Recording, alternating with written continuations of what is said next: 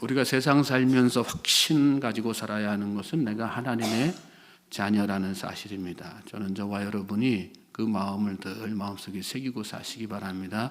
우리의 하나님은 우리의 누가 되세요? 아버지가 되세요. 믿습니까? 우리는 다 하나님의 자녀입니다. 우리가 본문 말씀 읽으셨는데 4절 5절 말씀을 먼저 보시면 때가 참에 하나님이 그 아들을 보내사 여자에게서 나게 하시고 율법 아래에 나게 하신 것은 율법 아래에 있는 자들을 속량하시고 우리로 아들의 명분을 얻게 하려 하심이라. 하나님의 구원하심이 우리에게 아들의 명분을 얻게 하려는 것에 있다는 그런 말씀이죠. 여기서 아들의 명분이라고 하는 헬라어가 휘오세이아라고 하는데 휘오스라는 단어하고 티셈이라고 하는 단어가 합쳐진 말입니다. 아들의 자리에 두다, 아들의 자격을 주다, 그런 뜻입니다. 사도 바울은 우리를 구원한 목적, 하나님께서 우리를 구원한 목적이 이 세상에서 하나님의 자녀답게 살도록 하기 위함이라고 이렇게 말씀하고 있는 것입니다. 아들이면 아들 노릇하면서 사는 것이 참 중요하다, 그런 선포의 말씀을 하는 거죠. 모든 피조물은 하나님으로부터 왔습니다. 이 땅에 태어난 모든 사람도 다 마찬가지죠. 그러나 이 땅에 태어났다고 아들의 자격을 거저 얻는 것은 아닙니다. 복음을 믿을 뿐 아니라 자녀답게 성장해야지 되는 그런 차원의 것이죠. 하나님의 자녀답게 살지 못하면 우리가 늘 진노의 자녀, 죄의 자녀, 또 사망의 권세의 자녀로 살 수밖에 없는 것입니다. 하나님이 그리스도의 십자가 은혜를 통해서 우리를 구원하신 목적은 그렇게 자녀답게 잘 성장해서 살라는 그런 목적이 있는 것입니다. 1절부터 3절 말씀 보시겠어요? 내가 또 말하노니 유업을 이을 자가 모든 것의 주인이나 어렸을 동안에는 종과 다름이 없어서 그 아버지가 정한 때까지 후견인과 청지기 아래에 있나니 이와 같이 우리도 어렸을 때에 이 세상의 초등학문 아래에 있어서 종노릇하였더니, 이 말씀은 당시 로마 문화를 좀 잘 이해해야지 우리가 좀 마음에 와닿게 되는 그런 구절인데, 로마 관습에는 이렇게 어렸을 때 이렇게 후견인 제도가 있었습니다. 우리나라도 물론 그렇게 지내는 경우도 있긴 했지만 보편적이지는 않죠. 그래서 성년이 될 때까지는 후견인이 맡아서 자녀들을 이렇게 키우는 그런 제도가 있었습니다. 그 제도를 빗대어서 어렸을 동안에는 우리가 종과 다름이 없다, 이렇게 오늘 말씀 가운데 이야기하죠. 여기서 어린이라고 하는 말은 아무것도 모르는 갓난아이 때를 말하는 것입니다. 그래서 아무리 자녀라도 유아 상태에서는 재산을 상속할 수 없는 그 로마 시대의 어떤 그런 제도, 가족 제도를 비유로 해서 이렇게 설명을 한 거죠. 바울이 이런 비유를 든 것은 우리의 믿음이 종의 믿음에 머물러서는 안 된다는 사실을 강조하기 위해서 그런 것입니다. 종노릇하는 수준은 주인의 눈치를 보고 시키는 것만 하는 그런 상태를 말하는 거죠. 자녀로서 누리는 기쁨을 전혀 모른 채 제대로 하지 않으면 벌 받을까 봐가 두려워가지고 덜덜 떨면서 사는 그런 믿음의 상태. 어린아이는 부모의 어떤 기쁨을 위해서 일한다기보다는, 또 자기의 만족을 위해서 일한다기보다는 부모에게 뭔가를 요구하는, 눈치 보면서 요구하는 그런 수준이 전부죠. 우리가 믿는다고 하면서 유아 단계에서 그렇게 성장이 멈춰서는 안 되는 것입니다. 자라지 않고 있다는 것은 내 안에 생명력이 없다는 그런 뜻입니다. 믿음은 계속해서 자라고 성장해야 되는 것입니다. 성장하고 자랄 때 하나님께서 원하시는 삶을 그렇게 살게 되는 거죠. 계속해서 종의 믿음의 상태에만 머물러 있으면 그것처럼 또 위험한 신앙이 없습니다. 종의 믿음으로는 아들로서 누리는 모든 특권을 누릴 수가 없고요, 또 아들로서의 자격도 가지지 못하는 것입니다. 자녀답게 살기 위해서는 믿음이 계속 성장해야지 되는 것입니다. 6절 말씀 보십시오. 너희가 아들이므로 하나님이 그 아들의 영을 우리 마음 가운데 보내사 아빠 아버지라 부르게 하셨느냐. 자, 그러면 어떻게 해야 하나님의 자녀답게 우리가 하나님의 주신 그 특권을 누릴 수 있는 그 단계까지 성장할 수 있을까요? 말씀 보면 너희가 아들이므로 아들의 영을 보냈다 이렇게 말씀했습니다. 우리가 예수님을 영접하면 더 이상 종의 믿음이 아닌 아들의 믿음을 다 회복시켜 주신다는 그런 말씀입니다. 그리고 아들이기 때문에 성령을 그 증거로 보내주신다는 그런 말씀이죠.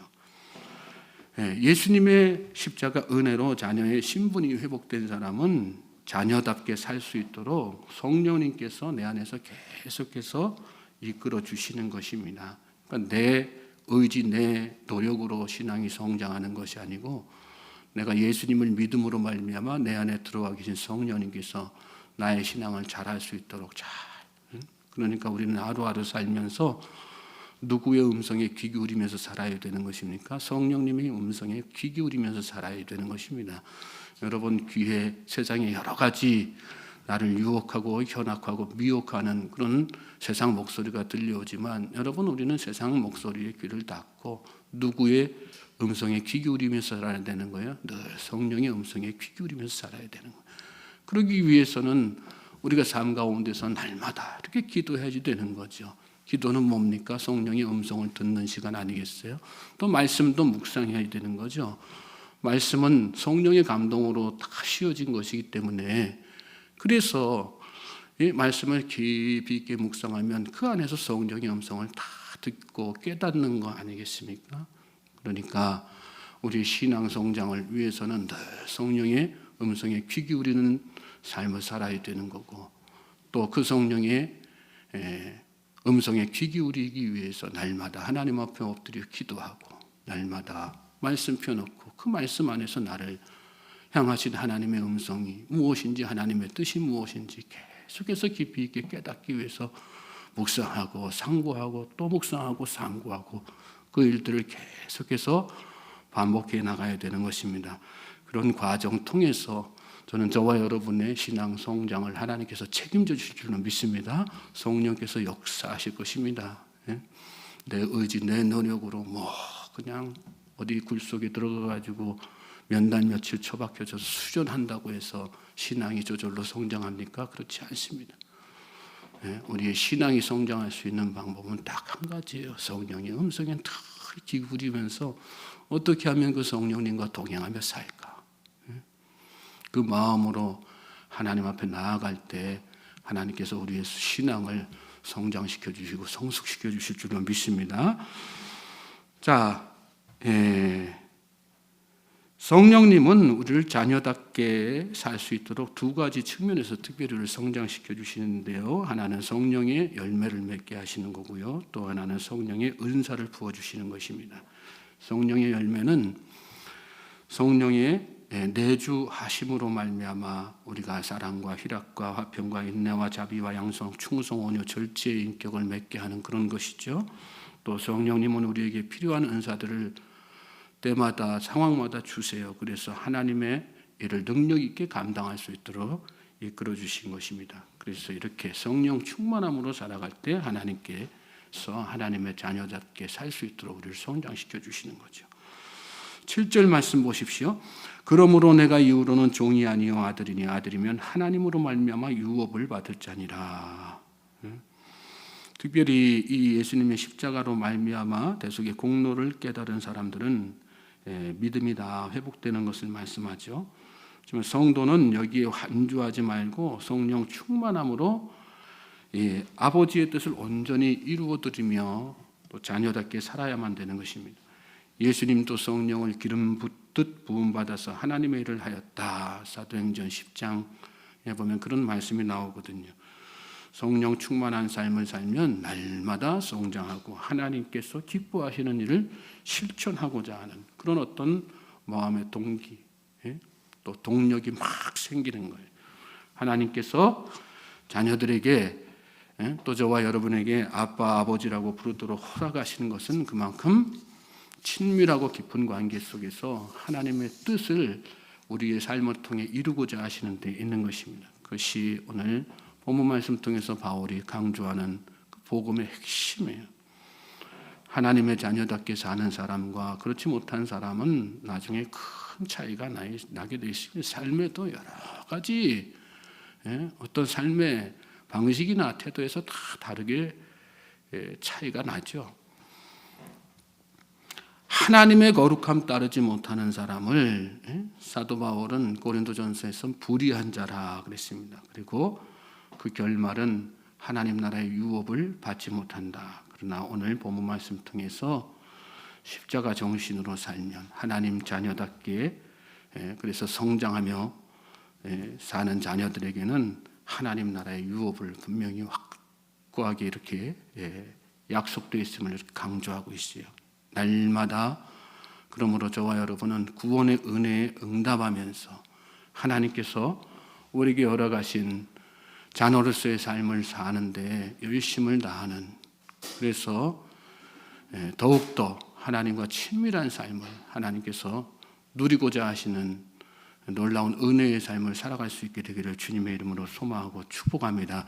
우리는 다 상속자예요. 하나님의 자녀이고 상속자예요. 상속자라는 말이 얼마나 은혜가 되는지 몰라요. 상속자라고 하는 것은 하나님께서 가지신 모든 것을 다 받게 됐다는 거 아니겠어요? 우리가 믿는 하나님은 세상 모든 것들을 다 가지고 계세요. 하나님은 능치 못함이 없으신 분이시고 또 하실 수 없는 일들이 없으신 분이세요. 모든 것 다 가지고 계신 분이고 모든 것을 하실 수 있는 분이 하나님이세요.